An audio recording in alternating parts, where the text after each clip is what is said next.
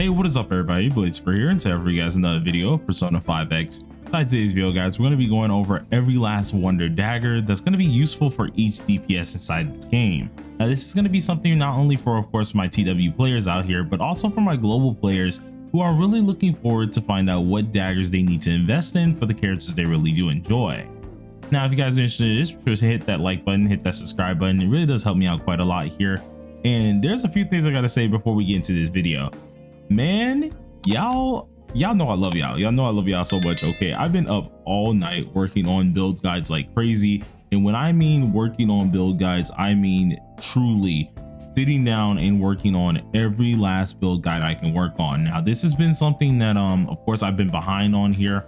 I was behind on UEs and stuff, but like I want to say Yusuke's is fully updated, but as for like Makoto's, Vino's, those were all not updated just yet. Well, good thing for me, I ended up sitting down and immediately trying to get a lot of this done here. And dude, there was so much crap. There was so much stuff I had to actually make infographics of. And I gotta let y'all know, I'm doing this because I love you guys. Because I ain't gonna lie, it was not a nice task. But I have a lot of things planned. You guys are gonna see some of them on the community page. I'm gonna try and get all these videos up as soon as possible. So I think like in the next 2 days or next day or so, you're going to see an infographic as well as the full-on build guide for these characters. And then the 1-minute build guides are also going to be coming out slowly as these other build guides actually do drop. So look forward to that as well. Alongside of this here, the compendium series, I am fully reforming so you guys know exactly what personas to build, what you need to have on them very, very soon. So look forward to that as well. But we're going to get straight into the video here.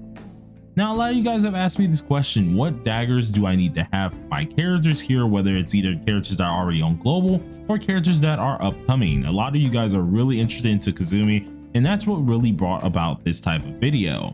So we just recently got the Arc dagger on, of course, global here, and I'm on my TW account to show all the daggers that eventually will be coming out to the game, and there are a ton of daggers here. I currently do have the translator in, so you guys will be able to read along with me as well with some of these daggers, and we're going to just start from the beginning. Now some of these daggers you don't have to invest into.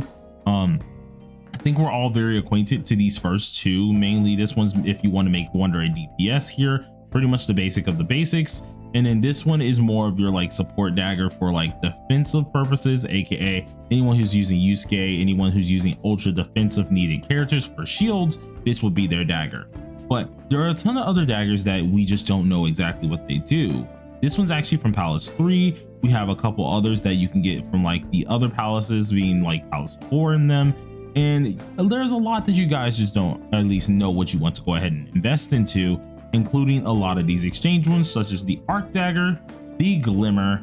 We have this one here as well, which astrology divination here, which actually I don't remember if that's exactly what it was called here, but we have a few of these that a lot of them are very, very different from what you guys do expect. They all do drastically different things here, so we're going to go ahead and try to at least explain every last one to let you guys know exactly which ones you want to go ahead and use. I think the easiest one to start off with is going to be the Arc here, and the main reason that I'm going to start with this one is because a lot of characters use this weapon quite often. The main reasoning for it is because of its actual utility for a lot of different things. Not only does it help us out in the attack little variant for maxing this whole out here, in which you're going to end up doing this if you decide to invest into it, you get 56% attack immediately, slurring my words for a second, and then after you're inflicting elemental ailments, you then increase your attack by 20% for 2 whole rounds and increase your ailment accuracy by 30%. Now whenever you do attack, of course, an enemy, it then decreases their defense by 9% for 2 whole turns here, and increases the effect of the target's elemental ailment up to 4 whole times. Now this is an interesting thing here. This is something that's exactly, of course, in global immediately. You're going to use this a lot more often than you think. There's going to be certain characters that you really want to utilize this weapon with, and that's just going to be any character that you truly want to use an elemental element or elemental ailment on it. And with this in mind, there's different characters per se. For example, one of the characters that really does use this knife as well, or has a chance of using it, is Barry. Barry herself, even though she does utilize the curse weapon, very well can use this weapon as well. Much like other characters such as, what's it called? I think we have at least Kazumi, who also does utilize this weapon as well. It's not her favorite weapon, of course, because her favorite weapon is more or less going to be the Glimmer, but this one is still very nice to at least use on Kazumi. And there's plenty of characters that utilize this. Seeing that this weapon has a lot of different pluses and minuses, all it's going to come down to is if you do have an elemental ailment on the enemy. As long as this is on the enemy here, you're going to most likely utilize this quite often, and it's really going to help you out a lot. If, for example, even a character such as like a Mont Figure Skater, who is the Ice and Wind character, will also end up utilizing this weapon, mainly because of course the defense decrease factors with it. Seeing that it increases the actual attack that the person does need, and then increase your elemental accuracy as well, allowing you to get off more of those debuffs on the enemy, it really does show itself as a really nice shine. So I guess the best way to kind of do this and actually go ahead and show this and notify this in the best way is to kind of notify the characters that are really good for this. So for some of these characters that you really want to invest in, I think I'm going to at least announce 3 of them, and you can kind of infer where some of these do work in. Well, one of the real characters that this goes very handy with is going to be Makoto Nijima, who's currently on the global tide. Another character, of course, as I did say, was Mont Figure Skater, and then another character that I guess you could say primary uses this is going to be a little bit functional or a little bit weird here, because although we do have a ton of these type of weapons, there are going to be characters that don't utilize it. I think the only one off the top of my head that I could say uses the arc knife still and uses it consistently is still going to be Yui. So Yui, if you are utilizing her still in the future, she will be using the arc knife as at least Wonder's main thing, and that's just 3 of the characters who can utilize it. Keep in mind, this is because there's going to be elemental ailments inside of this team or inside of these characters type teams here, so it's really going to be very effective for them. Now for one of the other daggers that we're going to go ahead and look into or just try to invest in here, we're going to go instead and look at the Glimmer. Now the Glimmer itself is more or less going to be very helpful for anyone who is a blessed DPS character. Now it increases your attack once you have it fully duped by 56% here, and also increases your blessed damage and healing by 22%. Now at the start of your turn, you grant a blessing to one ally and increase their damage by 16%. And if the target's attribute is blessed, hence the reason why this is the honorary or the best blessed weapon itself, it then increases your blessed damage by 16%. Now this does reactivate itself every 2 whole turns, so it really does come in handy for any type of character that really does utilize the blessed attribute. More and less, you're going to see a couple characters use this thing, or at least mainly your blessed characters use this thing, which this isn't going to be too hard to decide here. It's mainly going to be, of course, our girl Summer Closer, who this is going to apply for. You can very well use this on Kazumi as well, so we got Summer Closer immediately being here, but you can very well use it on Kazumi, but it's going to depend on the fight at hand, because I did say at first, Arc Knife is really going to be the one that Kazumi utilizes quite a lot, because you do want to get that winded status off or get some of the little effects off. But seeing that you also have Kazumi, who is a blessed DPS, there are going to be times that you want to utilize the Glimmer as well. So we don't want to count that weapon out just right away. Those 2 characters are going to be the main 2 that are going to use the Glimmer here, and currently are the only 2 that will use it, seeing that we don't have many blessed characters inside of this game. Luce himself is not a DPS, so this is not even worth really mentioning on that end, but still, really good weapon itself, but those are the only characters that you can really invest in. Now the next weapon that we're going to go ahead and take a look into, this is actually going to be this weapon right here, which I actually forgot its name. Oh, okay, called the Starry Compass. Now the Starry Compass, which I usually just call the purple weapon to be honest, or astrology looking weapon, but the purple compass came out for Haru itself here and was really good at that point. And actually it's a good little standpoint weapon, seeing that it can be utilized in different teams. Now of course it goes by the 56% for an attack percent here, and then the aura called Universe Astrolabe gains the following effects based on the number of stacks we have of guidance. If we have 5 stacks, it decreases all foes' defense by 22%. If we have 10, it increases our party's elemental accuracy by 18%. If we have 15, it increases our party's side damage by 12%. And then at the start of the battle, we end up gaining 10 of this guidance stacks, and each time damage is dealt to a foe, we're able to gain 1 more stack. At the end of the user's turn, aka our turn, we do end up losing 5 guidance stacks, so you do want to make the best of it as much as possible. Now the good part about this weapon is, although it does take a lot of, at least I want to say, steering to more or less like Haru mainly, because of course the side damage. This weapon can be utilized for different characters, such as like Barry is one of the few characters who is on the newer side who can use this as an optional weapon. Is it her primary weapon? No, but it is a weapon that she can very well utilize, which still is pretty darn decent. Characters such as, at least what's it called, Rin Chinese New Year is actually another character who can really utilize this, mainly because of course we do want to decrease the defense of the enemies at hand. Another good part about this is because the elemental accuracy, which at the end of the day, since we are proccing a little bit of a burn there as well, it does come in handy. So we're getting a little bit of everything when we do utilize this weapon. It's not just totally bound to at least Haru herself, though it's still not the best weapon that you'd possibly use for a lot of characters, and there's only going to be specific characters that will utilize this weapon to the maximum of its actual potential here.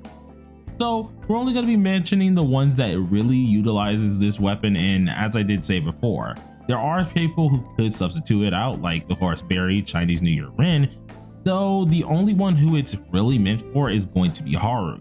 Main reasoning for that is because the actual effectiveness of the said elemental accuracy, aka EHR, which she does need here, the fact that it also takes down that defense, which makes her very, very strong for dealing some amazing damage. And I just noticed I wasn't clicked on her as well.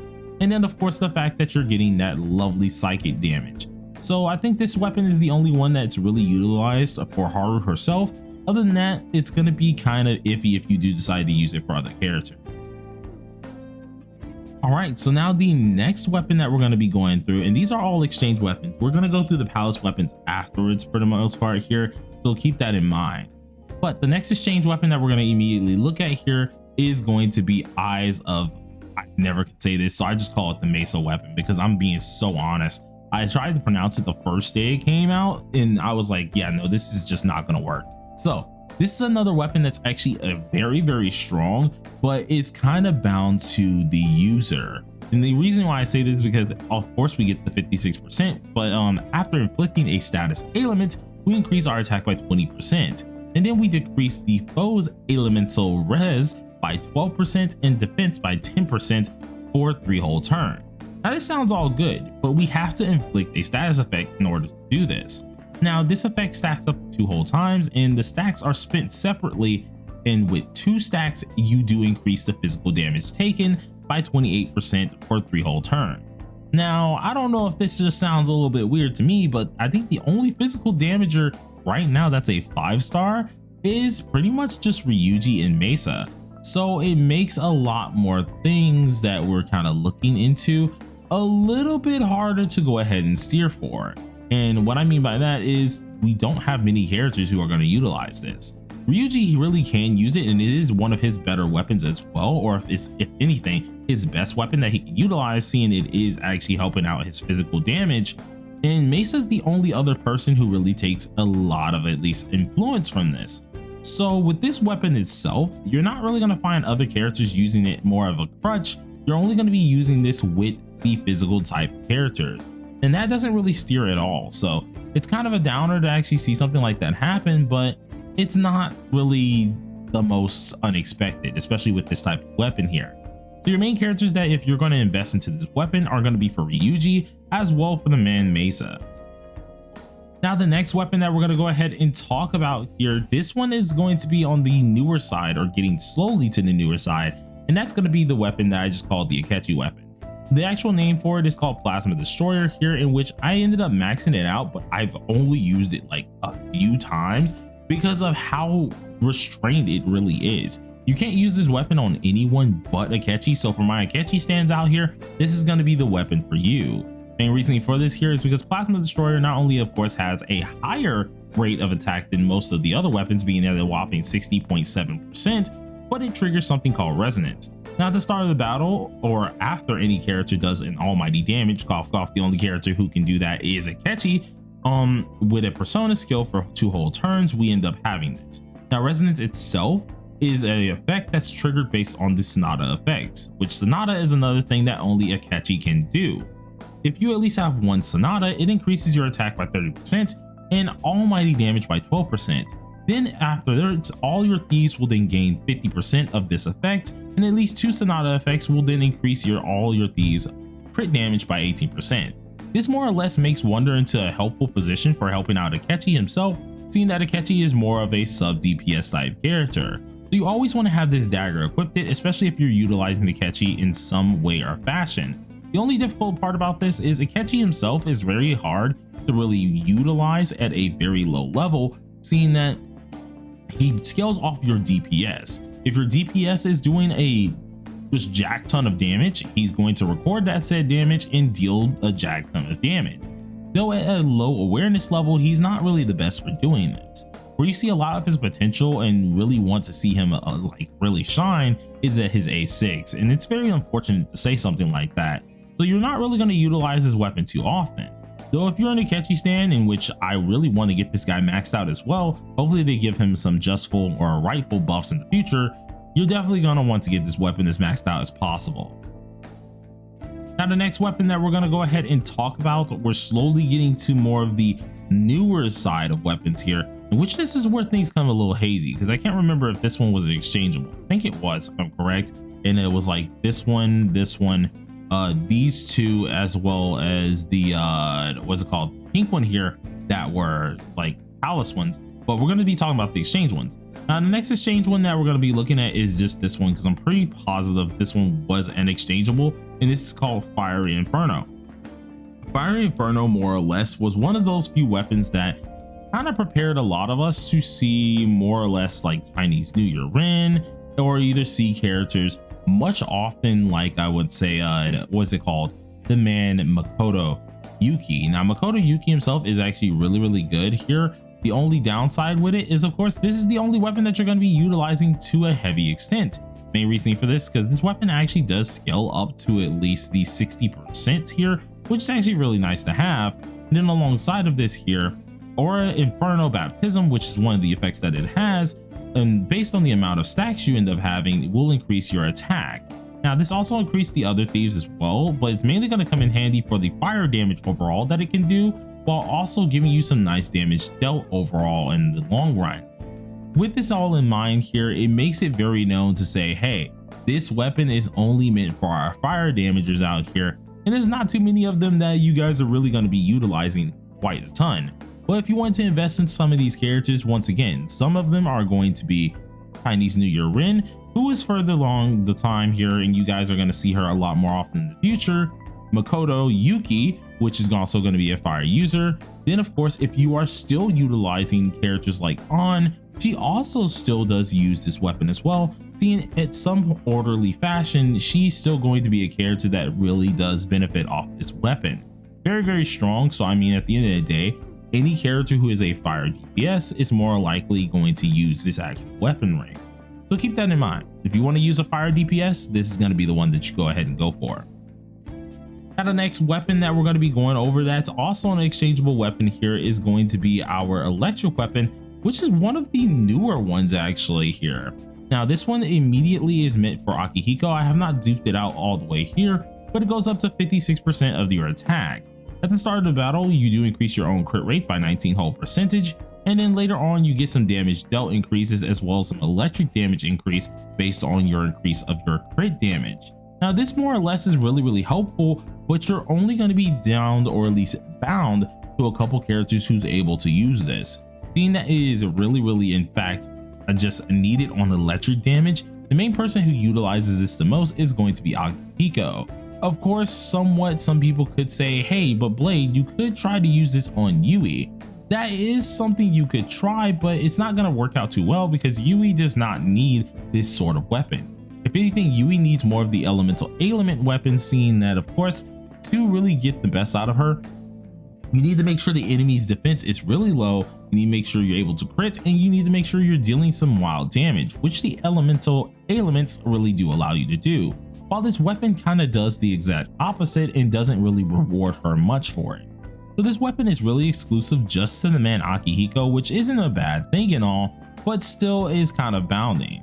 But if you wanted to go ahead and A6 Akihiko or get any type of duping or just really hardcore focus some actual information into this character in the future, this would be definitely one of the weapons you want to go ahead and look into.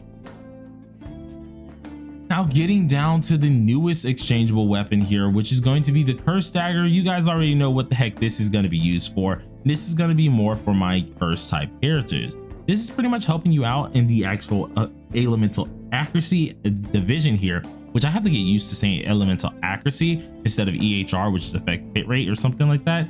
That's mainly just because this is going to help you land your debuffs more often. For characters that deal curse damage, of course, you have a 70% base chance to inflict Spectral Curse. Now, Spectral Curse here does damage to the foe, while also allowing you to at least increase your attack by 36%. And then, of course, the Spectral Curse itself also decreases defense by 25% and increases your curse damage taken to the enemy by 16% for 3 whole turns.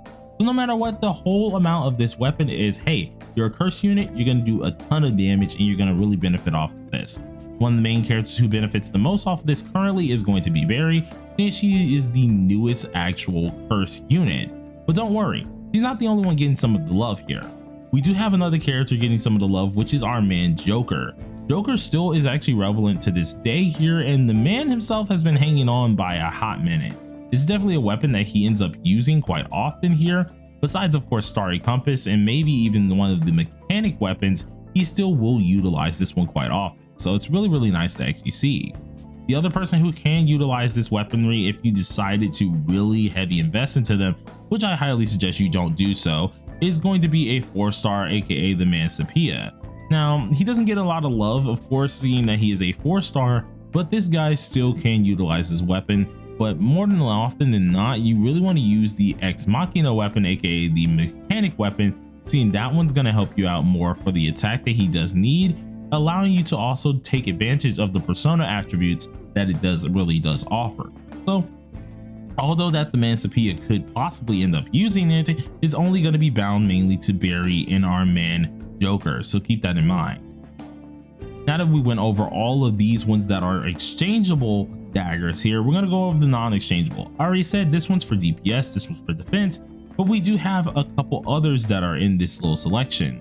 One of them is the Ex Machina type weapon here. This one is more or less going to be helpful for any type of character that needs like the persona attributes themselves and values for other characters. It helps you out for DPS, but it also mainly helps you out for helping out your team as well, in which Sapia is one of the main characters that you're going to use this for. Of course, until we get other weaponry for some of our DPSs, of course, or like some of the other daggers, this is going to be most people's type weapon. So characters like Joker could very well use this quite often. Any other character that needs this said damage can also utilize this. This can be just not even gated to, but also utilized on Ryuji. Any type of DPS really can utilize this weapon. Now in the future, of course, when we get more exchangeable weapons, it's not going to be the best thing to go for, but it's still really nice. If we read it, you guys can kind of see immediately here, you can immediately see how helpful it really can be. It does increase your damage and your attribute damage overall, as well as helps out your other allies, but that's about it can do. Now, granted, it is a phantom or at least a palace weapon, so it's to be expected with this one. This isn't one you have to exchange out, you just got to grind it out. Now, the next one that we're going to go ahead and go over is going to be this lava looking one here, which I love the look of it, but it's called Abyss Fang. This one increases your attack by 56%, and then when you're dealing damage, you gain Hunter Instinct. For every 2 times that you end up dealing the least damage with this weapon, you gain another stack. Every Hunter Instinct increases your damage by 6.6% for 1 whole turn, and it can only stack up to 1 time, which really isn't too good. But when Hunter Instinct is 3 out of 5 attack, or at least 3 out of 5 stacks itself, it increases your crit rate and crit damage by a decent bit as well. So that's kind of where it does shine. Now, this is another weapon that you're not going to see too often, even though it does come out pretty well. The only reason for this is because it's really niche. It doesn't have its real actual area that's going to be utilized, and not many characters are ever going to use this. If I'm right, I actually don't think, maybe there's one character that does utilize this here, but there's not a huge heavy reason to go ahead and invest into this. If I'm being so honest with a lot of you guys, this is probably one of the few weapons that you're just going to have duped out due to it being a palace weapon, but you're probably not going to actually use. Kind of sucks because at the end of the day, it is a actual weapon that looks pretty darn cool, but unfortunately is probably one of Wonder's most useless weapons in general. And then last but not least, we're going to be going ahead and talking about this weapon. Now this is one of the few weapons that I do have a couple dupes for. I just never ever put it into, and it's mainly just because I never have actually needed to use it. Main reason for this is because it's kind of like the Starry one where we have that helps us out with our elemental accuracy here, but more than likely you're not going to need to utilize it, seeing we already have our actual astro looking one there, or at least our astrology looking one there. So it's one of those things that I feel like with this weapon, there's not too many people who are going to utilize it. Now it does of course help you out with the elemental accuracy, which is really nice. Helps you out with more of the what's it called, the mental aspects of your actual weapons here, and increases the damage taken for different enemies when they are debuffed, which is really nice. But even in this aspect, you won't really utilize it. If I'm correct, this is another weapon that no one really uses, and that's saying a lot. I don't even think some of the 4-star utilizes this weapon, which is actually kind of insane to say so. But I think that's all I could really go over for these two weapons themselves, which were rather quick to actually go over. Hopefully this video was very interesting and very helpful for a lot of you guys, seeing that of course it was a lot of Dagger looking into. I did a lot of information digging with this one and actually had to go ahead and utilize some of them in battle just to make sure I was correct about what I was talking about here. So any like and share really does help me out quite a lot. Thank you guys for watching, and until next time everybody, peace out.